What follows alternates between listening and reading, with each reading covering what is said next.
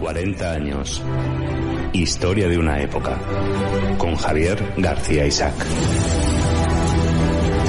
Pues ya saben ustedes que cuando escuchan esta sintonía estamos en 40 años Historia de una época. Con JF La Mata, en este serial que estamos haciendo sobre el Imperio Rojo. Nos metemos leyendo en el capítulo 12, ni más ni menos, y es previsible que nos queden todavía un par de capítulos más. Hoy vamos a hablar sobre el efecto dominó, y para ello, qué mejor que hacerlo con nuestro periodista de referencia y que nos acompaña todas estas semanas, que es JF La Mata. JF, ¿cómo está? Buenos días. Muy buenas, don Javier. Le escucho perfectamente, espero que usted a mí también, y encantado de seguir con este serial interesante recordando una etapa del mundo que yo no viví, pero que me resulta apasionante, que es aquella etapa en la que existía todo un imperio rojo que se extendía a otro lado del llamado telón de acero. Oye, JF, nos situamos en el año 89. En el año 89... Sí, antes te explico un poco lo que ha ido pasando en el Kremlin. Eso es lo que te quiero decir. ¿Qué pasa? Porque en los 80 todo se precipita. Es decir, yo recuerdo, yo ya tenía 20 años y recuerdo que Brezhnev, Andropov, todo se precipita de una manera y nada hacía prever hasta que llega Gorbachev que iba a cambiar, y ni siquiera tampoco es quizás Ronald Reagan el que empuja todo aquello, ¿no? Es que es paralelo, coinciden estos fenómenos que ocurrieron a la vez. Vamos a poner el epicentro de este efecto dominó en Polonia y en algo en lo que coincide un poco con lo que os está comentando ahora mismo. En Polonia, en 1970, es una fecha importante, se produce lo que se llama la revuelta de los obreros. El lugar más recordado fueron los astilleros de Dansk, pero hubo mucha gente. O sea, fue una huelga donde mucha gente estaba harto. La gente tiene que entender que el comunismo, los precios los decide el gobierno.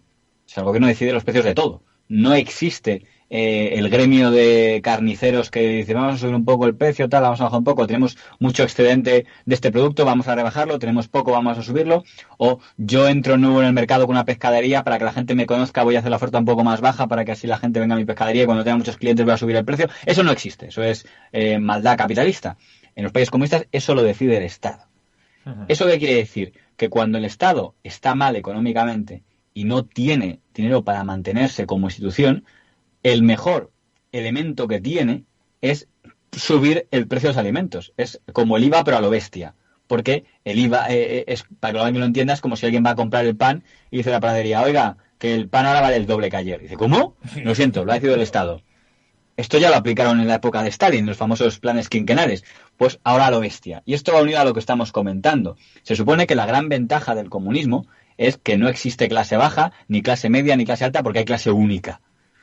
Pero si de repente resulta, porque el Estado va a encargarse de que te llegue a ti algo, pero si resulta que esa clase única es tan baja que no puedes comprar carne para todos los miembros de tu familia, tienes un problema.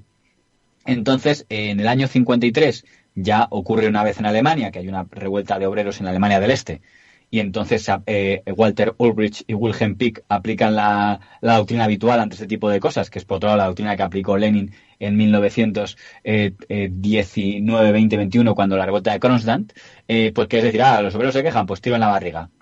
y así que no se quejen más, que hacemos lo que podemos. O sea, ¿qué se creen? ¿Que lo hacemos por gusto? ¿Estamos mal económicamente? Pues lo siento. Y si no son capaces de entenderlo, pues un tiro en la barriga para que lo entiendan. Que es un poco decir, sí, somos obreros, pero aquí nadie nos va a tirar el chiringuito, que sabemos mucho de revoluciones, nosotros mismos llegamos al poder con una revolución, con lo cual aquí no vamos a tolerar revolución contra nosotros. Entonces, los que pensaron absurdamente en el año 53 en Alemania del Este, o en el año 56 en Polonia, que hubo otra revuelta de obreros, que como somos obreros, somos la clase baja, somos de ellos, porque se creían todavía el discurso de que en fondo este gobierno es la primera vez que el gobierno no es un gobierno de ricos ni de banqueros, es un gobierno de obreros como nosotros. Con lo cual, si vamos nosotros a decirles, oye, no nos subáis los precios, no van a hacer caso, pues no. Primero van a decir, disuélvanse. Y si no se disuelven, pues van a pegar tiros, como hicieron, que es lo importante la gente tiene. De hecho, es curioso una figura tan contradictoria en la historia de Polonia como Przemysław Gomulka. En la historia de la dictadura comunista en Polonia, básicamente hay tres nombres, que son Gomulka, Gierek y Jaruzelski, los tres etapas que hubo, los tres dictadores, los tres virreyes que hubo. Y el primero de ellos, Gomulka, es muy contradictorio. Gomulka estuvo en la cárcel durante la época de Stalin, porque era el primer teóricamente virrey que tenía el comunismo en Polonia. a priori dijo, oye, si yo soy el dictador comunista, decidiré yo. Déjenme ustedes que digan el precio que quiero poner a mis productos. Rebelde, a la cárcel. Que se lo piense mejor. Eso bueno era Stalin para ese tipo de actitudes contestatarias, ¿no?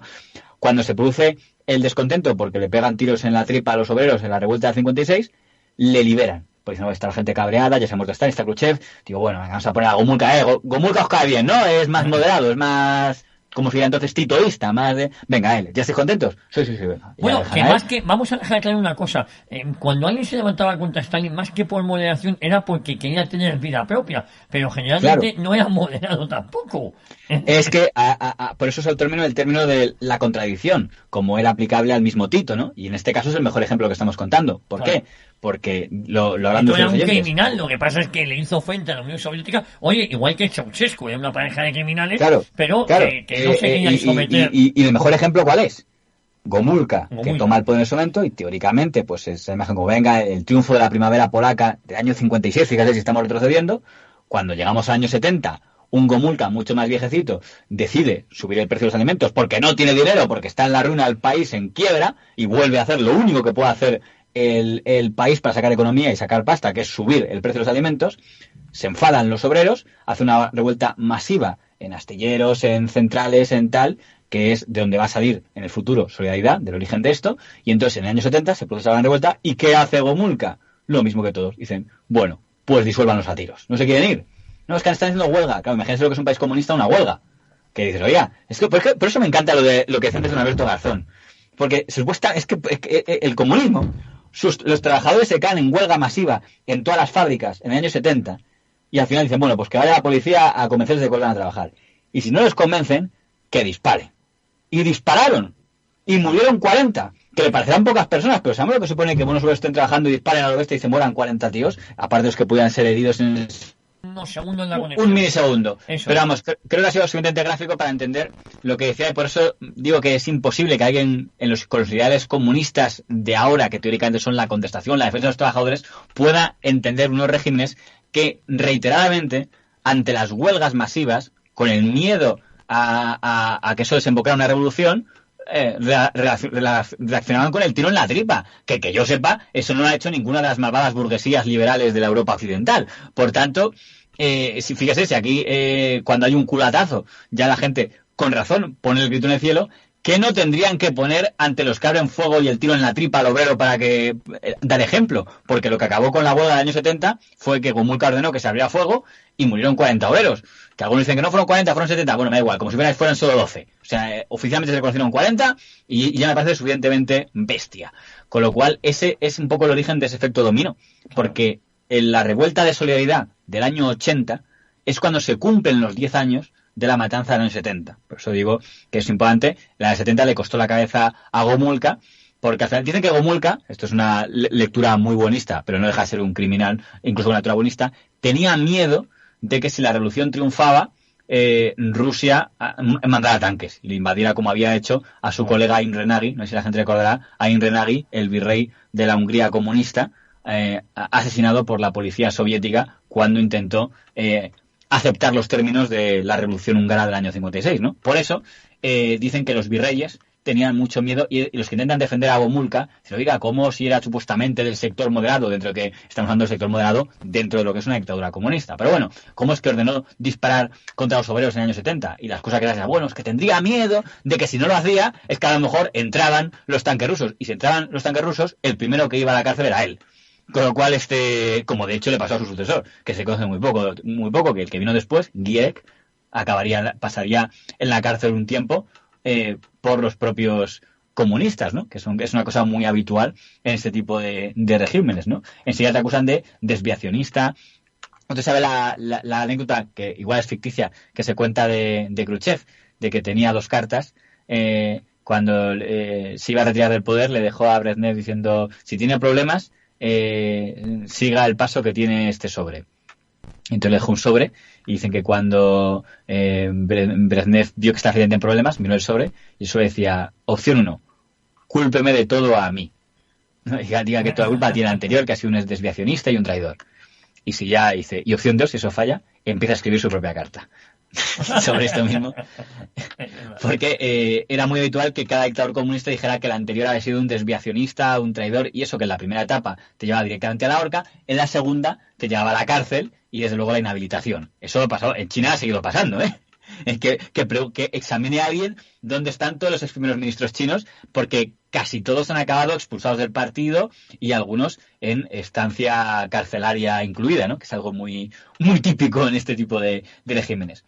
El caso es que cuando en Polonia se cumplen los 10 años de la matanza de obreros del año 70, es decir, en el año 80, se vuelve a activar y aquí aparece Solidaridad y Lech Walesa como el sindicato encargado de organizar las revueltas en conmemoración a los que habían muerto 10 años antes. Y también porque siguen igual de mal, no nos engañemos. O sea, que sobre todo también estaban reclamando derechos sociales. Por eso es tan absurdo que los comunistas odien a Lech Walesa. Supongo que los comunistas españoles odian a Lech Walesa porque además un facha asqueroso. Pues bueno, pues ¿qué quieres que te diga? Era un sindicalista, tendría que caer bien, ¿no? Defendía derechos para los trabajadores. El Lech Walesa, que luego fue presidente de Polonia y tuvo una gestión bastante mediocre como presidente, pero como activista sindicalista se la jugó y, oye, era más obrero imposible, ¿no? Es verdad que Lech Walesa tenía otro detalle que supongo que tampoco le perdonan los comunistas, que es el tema de que era muy, muy seguidor de Juan Pablo II, que es bastante lógico. Acaba de aparecer un papa comunista, un papa de un país comunista en el Vaticano, un polaco que encima odia el comunismo y que no tiene el complejo que puede tener un papa de Roma que digan, hombre, es que claro, vosotros os callasteis durante el fascismo de Mussolini. Pues bueno, pues Juan Pablo II durante el fascismo de Mussolini estaba luchando contra los nazis. Así que por esa vía no le podéis atacar. Quizá por eso Juan Pablo II, complejos pocos en el tema de poder meterse con el comunismo. Y por eso, pues de hecho, claro, fíjese qué prueba tenían, que era ciudadano polaco. No le podían prohibir que entrara, cuando la principal prohibición de los regímenes comunistas era entradas y salidas. O fíjese, otro dato que podemos poner diferencial de las dictaduras comunistas a las dictaduras militares. Generalmente las dictaduras militares les daba un poco más igual que sus ciudadanos salieran o se fueran, y en cambio las dictaduras comunistas, vamos, el control que había de la población para un desplazamiento, para cualquier cosa, tenía que estar supeditado a los permisos. Y se contaba mucho cómo durante las Olimpiadas tenían que ir con vigilantes los deportistas de las selecciones de los países del este, no solo la de Rusia, de Polonia, de Checoslovaquia, porque tenían mucho miedo. A mí me contaron anécdotas muy divertidas en las Olimpiadas de 76 y tal, porque del equipo filipino, que es al que pertenecía algún miembro de mi familia, de cuando coincidían con el equipo polaco y tal, iban con los vigilantes con pistola, que querían que estar pendientes de que no se fugaran, porque tenían miedo de que aprovecharan las Olimpiadas algún deportista para fugarse. Entonces, por eso digo que la gente no sé si es consciente de lo que eran este tipo de países, ¿no? Que era una cosa curiosa. Oye, el efecto dominó. Es verdad que había habido ya la Hungría, Checoslovaquia, pero lo verdaderamente fuerte... Pero todos habían fracasado, ¿eh? Todos habían sido fracasados. Pero lo verdaderamente fuerte yo creo que empieza en Polonia con Lech Walesa y con el general Jaruzelski, que era el que estaba en el poder. El general Jaruzelski ya es una derrota. Cuando el gobierno polaco de Gierek es el que se había sustituido a Gomulka, era como el chico de Gomulka, pues cuando Gomulka cae por la batalla del 70 dicen los oye, ya menos jaleo tal, y Gierek dice con lo típico, el truco del rostro humano, bueno, disuélvanse, hemos matado a algunos de ustedes, lo siento, es en parte culpa de ustedes por haber sido tan protestones, pero ahora háganos caso y yo me encargaré de mejorar la situación, bajaré los precios de la carne y tal, y estuvo durante un tiempo. Cuando en el 80 vuelve a estar en la cara a Gierek la segunda revolución de los obreros, aquí sí, la Unión Soviética manda un aviso, que es que manda un aviso al ejército polaco, es decir, necesitan nuestra ayuda para acabar con este problema. Eso es lo que manda oficialmente. Hay una visita del que entonces es comandante del Pacto de Varsovia a Polonia y ese es el mensaje. Necesitan nuestra ayuda para solucionar este problema. Lo que entiende el gobierno, el ejército polaco, es que eso es una amenaza. Es decir, ostras, viene otra vez un Hungría 56 o una primavera de Praga de 68, ¿no? Pues nada, pues a la bestia. Y cuando Jaruzelski da el golpe de Estado, es básicamente porque dice, es que si no lo doy yo hoy, mañana lo dará la URSS. Por lo tanto, aquí sí que, afortunadamente, como ya hay papeles, ya está claro que esa petición de ayuda era oficial. Había llegado ya, con lo cual era como es la jerga comunista de nave nodriza. Es como tu jerga, es decir, toma nota de lo que estoy diciendo. O lo solucionas tú o lo soluciono yo. Con lo cual, cuando da el golpe de Estado Jaruzelski, mete en la cárcel a Lech Walesa, pero mete en la cárcel también a Gierek, que es un dato que comentaba antes y que se cuenta muy poco. O sea, el dictador comunista va a la cárcel también. como les Walesa, por decir aquí, se acabó el jaleo. Eso no quiere decir que Gierek fuera ningún santo, ¿eh? Yo conocí a algún sacerdote de aquella época y solo pronunciar su nombre decían, ¡ah! Gierek, porque no deja de ser un representante de la dictadura, pero alguien que se le fue de las manos, no podía contener la protesta general de los obreros, y entonces cuando da Jaruzelski el golpe de Estado, pues es cuando dice, oye, hay que parar un poco esto, hay que poner un poco de orden.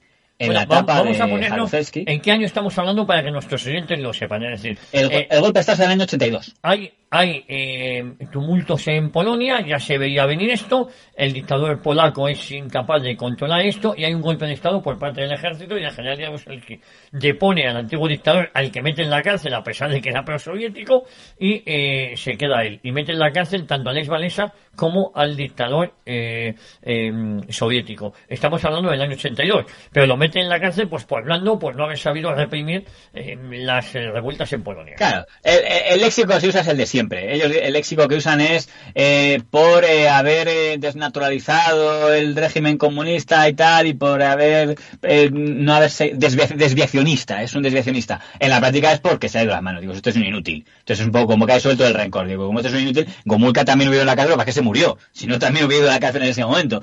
Porque era como decir, mira, ustedes han fracasado y nos están haciendo quedar mal a todos. Inútiles. Y seguramente la mayoría de los virreyes estaría muy contentos, porque decir, miren, aquí estos polacos, por su culpa, había un miedo siempre a que se extendiera el virus liberalizador, con lo cual digo, mira, pues un poco de mano dura y que se quede. Lo que pasa es que, ¿por qué digo que es una derrota?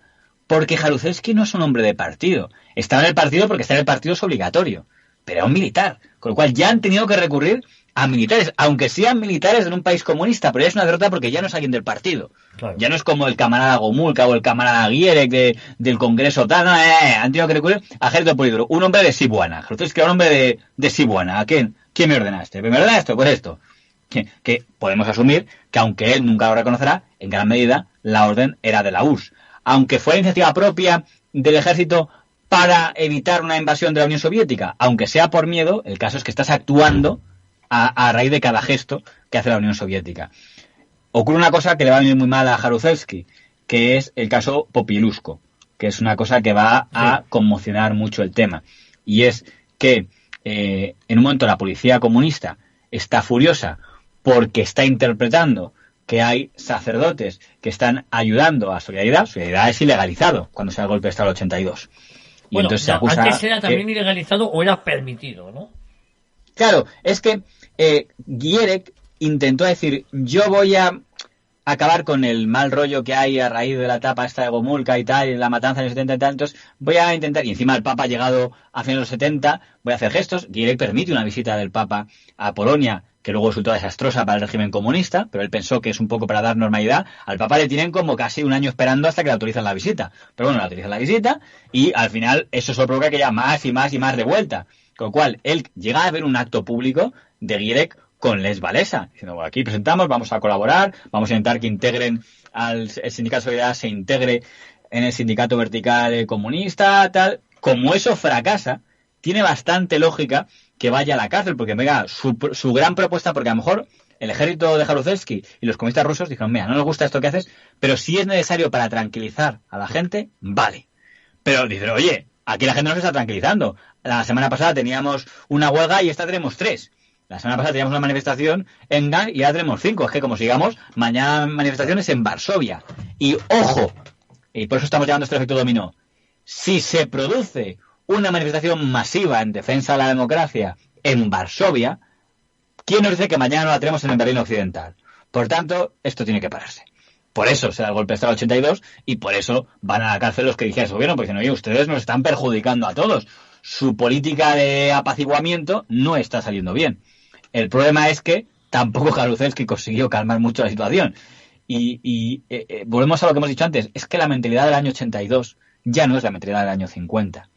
Tienes a las cámaras de todo el mundo mirándote. Tenía Polonia corresponsales de todo el mundo. Los hijos no eran como los abuelos que tenían el miedo al recuerdo de Stalin o de la Segunda Guerra Mundial o el hipotético agradecimiento a los amigos rusos que nos hablaron de los nazis. O sea, eso, si tú tienes 70 años y recuerdas cuando eras joven lo malvado que fueron los nazis y pues a lo mejor, salvo que seas del gueto de Varsovia, que no recordarán cómo les mataron los rusos, pero bueno, si no formas parte de la existencia de los que mataron los rusos y solo dices que viste que los alemanes eran muy bestias y luego los comunistas, pues bueno, pues en el fondo sí, fueron bestias, pero es porque era como respuesta a la bestia que eran los nazis. Pero al chaval que ha nacido ya en el comunismo y que está en el año 70 con 20 y pico años y en el año 80 con 20 y pico años, es que no puede decir, no, oiga, es que sí, son muy malos, pero es que hace 70 los nazis eran muy malos también. Dice, ¿y a mí qué me cuenta? El que me está apuntando con una pistola es usted. El que me está impidiendo manifestarme es usted. El que me impide hacer huelga es usted. El del audio y el martillo. Por eso digo que es muy importante que la gente entienda el cambio generacional. El golpe de Estado del 82 de Jaruzelski, que quizá en el año 56, incluso en el año 66 hubiera funcionado, ya no iba a tranquilizar tanto a la gente. Y porque encima, la imagen de un muerto es mucho más cara. Bueno, hay que ver que, si no me equivoco, en el año 79 Juan Pablo II, polaco, es elegido papa, ¿no? Que es una de las claves para animar mucho más a Polonia que ningún otro país. Recordemos que en Polonia el 90% de la población es católica y no habían podido los comunistas acabar con eso. Con lo cual, imagínese ¿qué fe va a ser más fuerte? ¿La fe del Partido Comunista, que es lo obligatorio? Si es que el Partido Comunista ya no era algo ideológico, era una cuestión burocrática. Es como, con perdón de la comparación, cuando la gente dice, bueno, pero ¿cómo es posible que en España hubiera tanta gente falangista en el año 68, 69, 70 que juraba lealtad al movimiento nacional y de repente resultó que en el año 77 ya no quedaba un puto falangista en España, con perdón de la expresión? Pues por la sencilla razón de que el movimiento ya no era algo ideológico. La gente se apuntaba ahí porque se apuntaba todo el mundo pues porque era donde había que apuntarse. Pero no había un peso ideológico detrás en el 90% de los casos. O sea, se lo querían 10 personas de cada 100 que estaban apuntadas en eso. Entonces, eso pasó un poco en los partidos comunistas. Entonces, ya dices, joder, todos los chavales que juraban lealtad a Stalin, que déjate, choras, se juraba lealtad como que hubieran jurado lealtad a la cabra que hubieran puesto delante. Si solo hay un partido único y tienes que tener el papel del partido para conseguir mejoras laborales, pues lógicamente todo el mundo se apuntó. Pero si había que poner en órdago qué fidelidad era más fuerte, si la fidelidad a la iglesia, a esa iglesia extranjera de Roma, o la fidelidad al partido, pues podía mucho más la fidelidad a Roma. Por eso Polonia fue el primer país que tuvo problemas de movilización, porque tenía a un tío en el Vaticano que, diga lo que diga, les estaba animando a salir a la calle. Y la mejor demostración es que cuando un grupo de tarados de la policía del Partido Comunista en un crimen que podemos comparar perfectamente con el de José Calvo Sotelo, en el sentido de que son policías los que lo cometen, cuando se cargan al sacerdote Jerzy Popieluszko porque está ayudando a Solidaridad, es mucho peor el remedio que la solución, porque los policías que lo hicieron dijeron, vale, nos cargamos a un cura y se van a acojonar todos. Eso seguramente en el año 40 hubiera funcionado. Incluso el Vaticano decir, oye, por el bien de nuestra comunidad, que nuestros curas no les signifiquen mucho, porque queremos que sobrevivan. Por eso critican ahora mucho a sacerdotes como el obispo este que hicieron dimitir por colaborar con el comunismo en los años 40 y 50, pero es que lo hacían para sobrevivir. Pero en los años 80 era todo lo contrario. Atreverse a matar a un sacerdote, como hicieron con el caso de Popieluszko, al que matan en octubre del año 1984. Desconozco si está santificado, pero debería estarlo, porque yo sepa le mataron por un tema ideológico, digo, de su fe, no por tema político. Pero bueno, puedan decir a lo mejor que era por un tema político porque dejó sus parroquias para Solidaridad y tal. Bueno, cuando lo matan, lo que provoca es una reacción de todo el pueblo levantándose. Y obligan a que Jaruzelski tenga que comparecer y garantizar una investigación, y que los policías comunistas que lo han hecho van a acabar juzgados, como de hecho acabaron, y porque se da cuenta que se está yendo encima la situación. Uh-huh. No, de todas formas fue una salvajada parada por el régimen. Otra cosa es que luego disimularan o intentaron quitarle hierro. Esto a ver, en el momento en el que funcionarios de un Estado cometen un crimen, ya hay una responsabilidad del Estado. O sea, claro. si lo dirán, puedo decir, hombre, lo ordenó el dictador, bueno, no hace falta. Hay que recordar que este sacerdote era muy, muy popular. Y yo creo que eso, lejos de amenazar la protesta, la exacerbó. Ten en cuenta que... La muerte que fue muy bestia, la muerte en concreto. Sí. O sea, todas las muertes son muy bestias, pero que no sepa, le metieron en un saco, le pegaron con cadenas, le tiraron al mar, o sea, fue una cosa bastante desagradable, porque yo creo que intentaron que no apareciera el cadáver. Era un poco que desapareciera y se esfumara, pero como los cadáveres flotan, pues apareció el cadáver. Apareció y había sido brutalmente torturado y era una persona muy querida. Y luego también tenía una cosa, la fe y el martirio, ojo, no es como cualquier otra ideología, está por encima de todo, ¿no? Y hay gente que estaba dispuesta a dar la vida, y yo creo que Jaruzelski se dio cuenta de que el enemigo que tenía enfrente era muy, muy poderoso, ¿no? Que era el pueblo católico, ni más ni menos. Y luego estaba el Papa, que también el ser polaco era un factor fundamental, ¿no? Como así Sobre todo porque te anima. Tú para levantarte contra un régimen tienes que creerte que hay expectativas de cambio. Claro, cuando te sientes solo, como decíamos de la tragedia de Hungría del año 56, pues claro, pues te acabas aplastando porque dices, joder, si no me han dejado solo, nadie me apoya. Eso, claro, solo se entiende una perspectiva de fe, te sientes muy acompañado, dices, a la iglesia todo el mundo me está apoyando, que a lo mejor es mentira, a lo mejor a los católicos les da igual, pero como ves al Papa apoyándote, te sientes muy apoyado, y eso fue clave en el tema de Polonia. Y eso es un poco lo que va a iniciar el efecto dominó, porque va a ser el gobierno polaco el que va a tener que aceptar en el año 89 la que serán las primeras elecciones parciales de un país comunista. Aunque ahora voy a retroceder, pero para que la gente se haga una idea, eran elecciones que no afectaban al jefe del Estado, que sigue siendo Jaruzelski como dictador, pero para que haya un órgano parecido al que había en España con la democracia orgánica de las Cortes franquistas, porque hay una especie de cortes, pero para asegurarse de que no afectaran a la mayoría de gobierno. Imagínense si el comité de comisarios del pueblo tenía 100 puestos, pues solo se votaban 45, para que la mayoría absoluta siguiera siendo del Partido Comunista. Esas fueron las primeras elecciones parciales. ¿Cómo sería el tema para que todos los escaños de las elecciones fueran para la oposición? O sea, no votaba ni uno del Partido Comunista. Ese era el ambiente que había en la población polaca en el año 89. Y fíjate que mandado además esas elecciones eran organizadas por el propio Partido Comunista. Por el propio Partido Comunista, porque ya debió ser tan abrumador que era imposible ya tratar de camuflarlo. Entre medias de todo esto, había pasado otra cosa que era muy sintomática, que eran los cambios en el Kremlin. Pero ya está este proceso abierto, ¿no? Hay que recordar que el Kremlin encima, Ronald Reagan le había abierto un boquete por el lado del islamismo radical, porque estaba la revuelta del islamismo contra Afganistán. Que eso no solo es Afganistán, es toda una zona de la Unión Soviética de Rusia que está frontera con los países islámicos, y el islamismo radical, algunos no eran conscientes de ello, pero odiaba tanto a Estados Unidos como al comunismo, O sea, ríe usted lo que hacía Khomeini y los suyos con los comunistas. Con lo cual, ahí hay una alianza que luego a la CIA le costará caro, pero de apoyar esos grupos que también están jorobando mucho por la parte desangrando mucho a Rusia por esa parte. En ese momento se muere Brezhnev. Que Brezhnev, básicamente, la misión que le habían dado a Brezhnev es decir, miren, inmovilismo. Aquí esto de la desestabilización nos da disgustos. Brezhnev había hecho el juicio de valor de que la primavera de Praga y el aplastamiento de Hungría eran culpa de la desestabilización. Era un poco decir, miren, si el enfermo está con gangrena, es mejor que la gente no lo sepa. Entonces vamos a dejarlo cosido, nada de abrir las tripas y que la gente lo vea. Este ejemplo lo puso el propio Gorbachev. Es decir, vamos a dejar las tripas cosidas y que no se vea. Uh-huh. Eso era la estrategia de Brezhnev. Oye, nos quedan 15 minutos para que nos vayamos organizando, ¿eh? Entonces, cuando muere Brezhnev, uh-huh, dicen, ¿qué hacemos? ¿Seguimos con el inmovilismo o aperturismo? Que representaba a Gorbachev. Dicen, inmovilismo. Y ponen al jefe del KGB, una figura, ¿no?, muy siniestra y muy oscura como Yuri Andropov, segundo Luis María Anson, la persona que ordenó el intento de asesinato de Juan Pablo II. En todo caso, como jefe del KGB, como le pasa, si ya me parece que todo jefe de la CIA tiene un historial oscuro y negro y que incluye gotas de sangre, imagínese un jefe de la KGB. Pero el problema es que también estaba moribundo, claro, porque eran una banda de viejos todos. Claro, y eran de la vieja guardia. Es que hay que recordar que fueron muchos de ellos que habían vivido la revolución. Bueno, era la segunda... Claro, sí.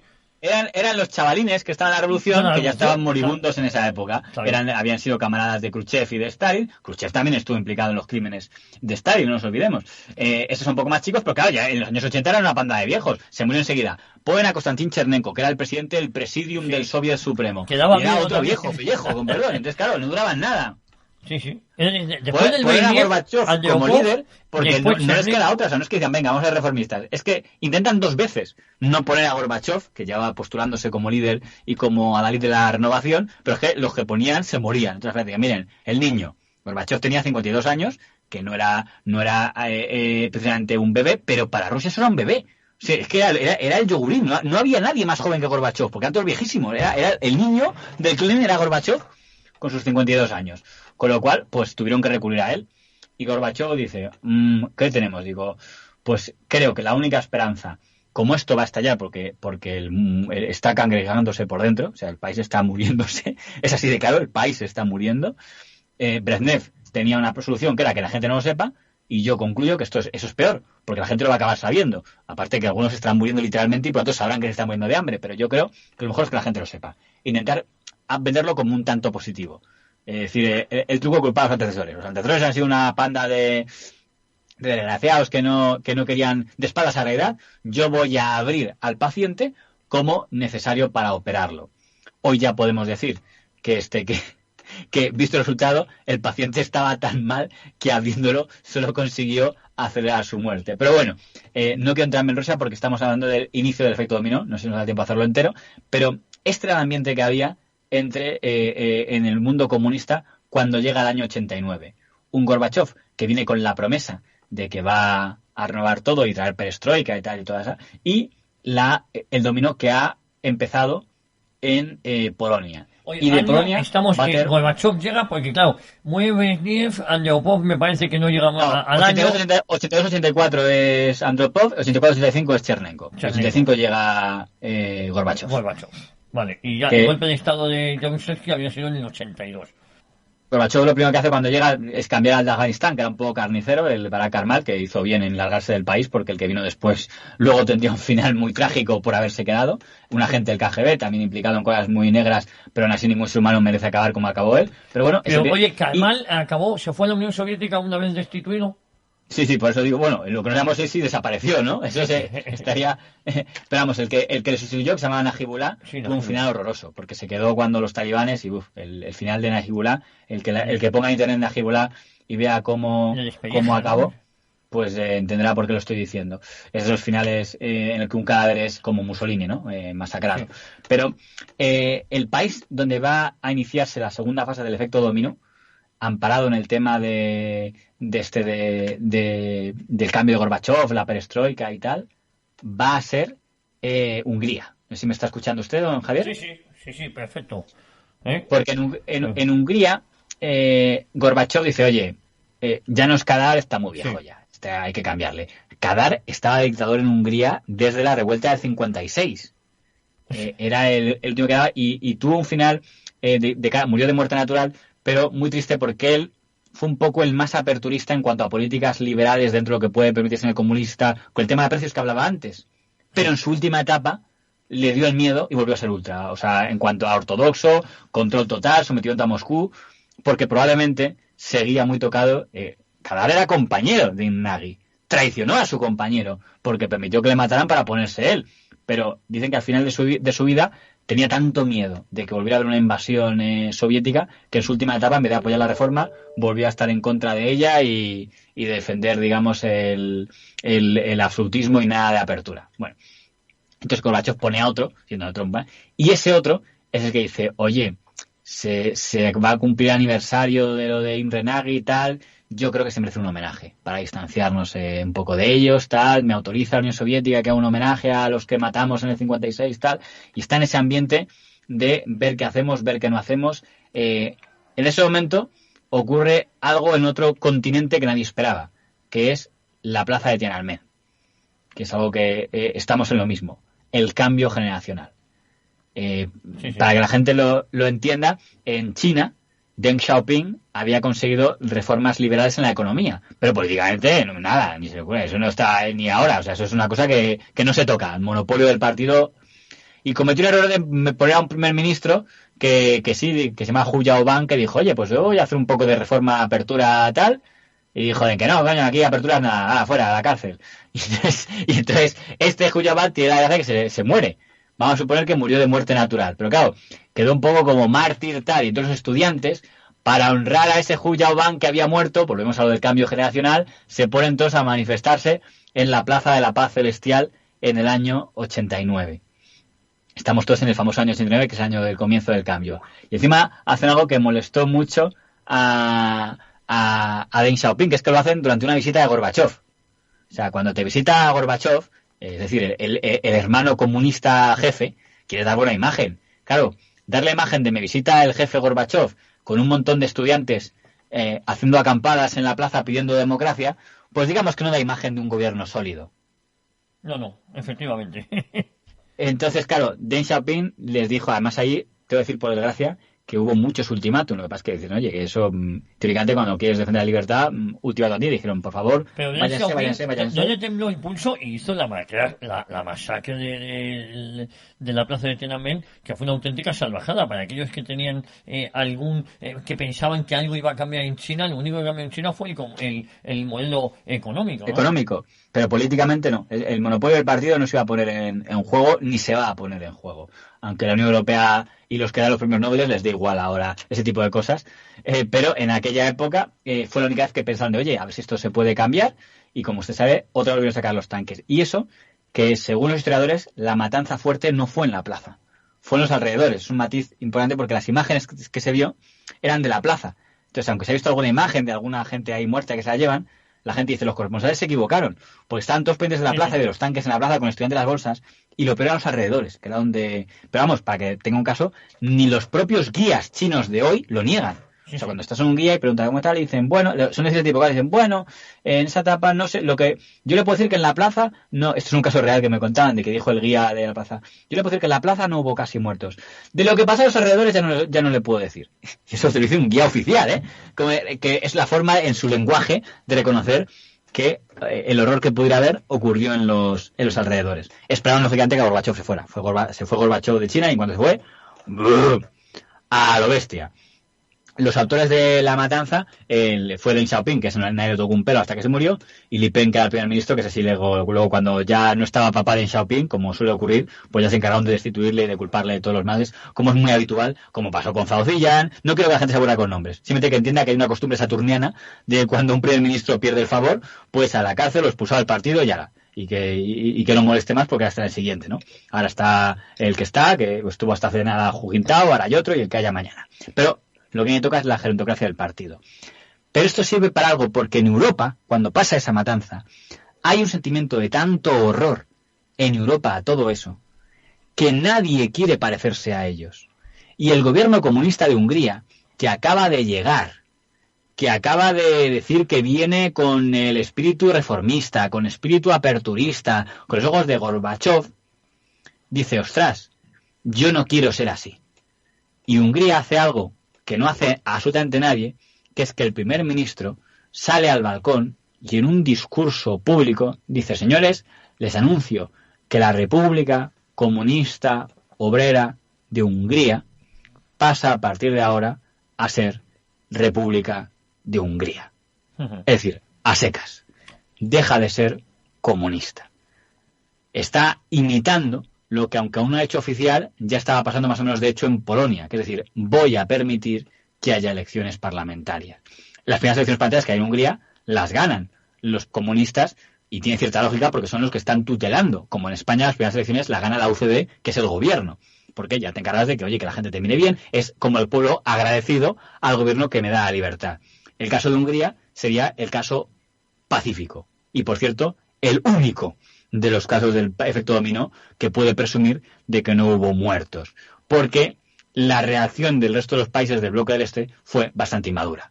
Si en ese momento todo el mundo hubiera hecho lo de Hungría, pues igual Gorbachov no se hubiera atrevido a intervenir. Gorbachov ya no iba a mandar tanques como en esa amenaza de 82 que hemos dicho antes de Polonia, era Brezhnev. Gorbachov, que en teoría no daba la imagen de alguien que fuera a mandarte los tanques por la imagen pública que eso tenía. Y eso que Gorbachov no era ningún santo, porque ya hablaremos de él en el último, desde Chernóbil hasta Letonia y Estonia, como todos tienen sus crímenes, ¿no? Pero bueno, ya no era alguien que fuera a mandar tanques a invadir un país hermano por desviacionismo, como había demostrado no invadiendo Polonia y no invadiendo Hungría. El problema es que el resto de virreyes no quería soltar prenda. Es que la gente es muy... Ya sabe usted que las dictaduras tienen su encanto, ¿no? Y entonces iba a haber momentos más desagradables. ¿Cuál es el paso clave para entender el efecto dominó, lo que lo disparó todo? Que Hungría hizo lo peor que podía haber hecho de cara a sus países comunistas hermanos, aún le están odiando al gobierno de Hungría, que es abrir sus fronteras. Que esa fue la clave de todo el tema. Es decir, en lo de Tiananmen salpicó de tal manera el cimento comunista que Hungría renuncia al comunismo, a llamarse República Obrera. Pero siguen gobernando los comunistas, pero ya renuncia oficialmente a ser un país comunista oficialmente. Pero es curioso, porque yo creo que esto se ha hecho muy poco hincapié. Es decir, lo de Tiananmen fue una de las primeras consecuencias que cae el derrumbe del modelo comunista en Europa del Este.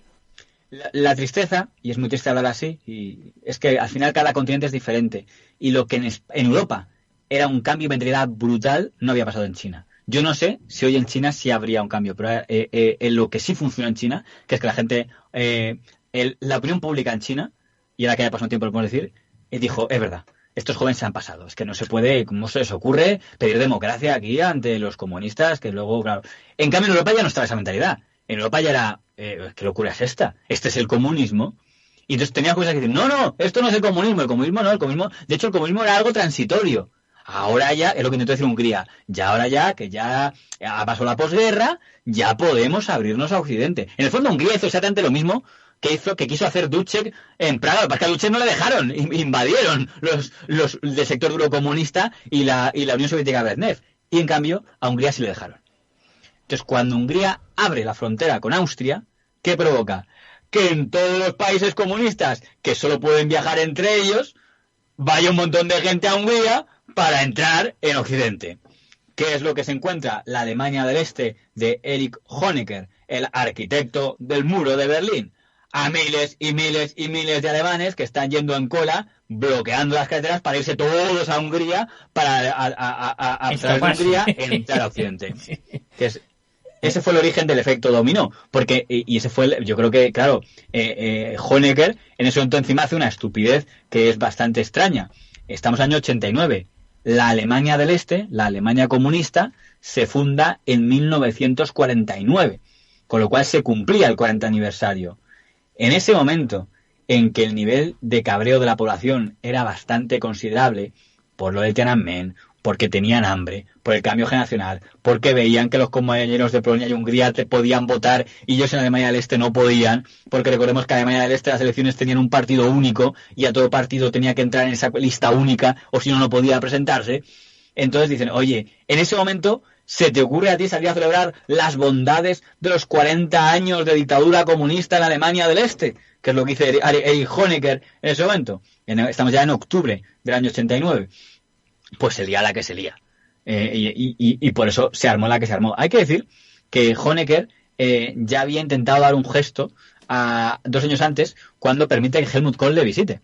Y hay una visita de Helmut Kohl en el año 87, la única, sí, de un canciller de Alemania Occidental a la Alemania Oriental, que entonces hemos recuperado la conexión de nuevo contigo. Oye, cuéntanos, nos habíamos quedado en la visita que hace Helmut Kohl a Erich Honecker. Para que pongamos como ejemplo y ya con esto como introducción para el último o quizá penúltimo de esta saga, cuando Helmut Kohl visita la Alemania comunista en el año 87, toda la prensa española saca ahí en portada la foto de Honecker dándose un abrazo con Kohl y dice, aunque el sueño de la reunificación está por ahí, sabemos que a corto plazo es una utopía. Porque nadie pensaba en ese momento que fuera tan débil el régimen, que estaba muriéndose de hambre. Fíjese, eso en el año 87. Y solo 2 años después, la Alemania del Este se iría a hacer puñetas. Pues lo dejamos aquí en el 89, si te parece, ¿eh? Sí, en lo que es ya empezado el efecto dominó. Hemos dicho, para que la gente entienda, la parte pacífica del efecto dominó, que fue Polonia-Hungría. La del resto, ya les adelanto, y los que tengan memoria lo recordarán, que no fue pacífica. Que no fue tan pacífica. Bueno, nos dejamos, retomaremos en la plaza de Tiananmen, veremos lo que trajo consigo y ya nos metemos de lleno en el año 89. Primera parte de El efecto dominó. Te mando un abrazo muy fuerte, JF. Volvemos la próxima semana, Dios mediante, aquí a Radio Ya. Un saludo muy grande, don Javier. Un abrazo.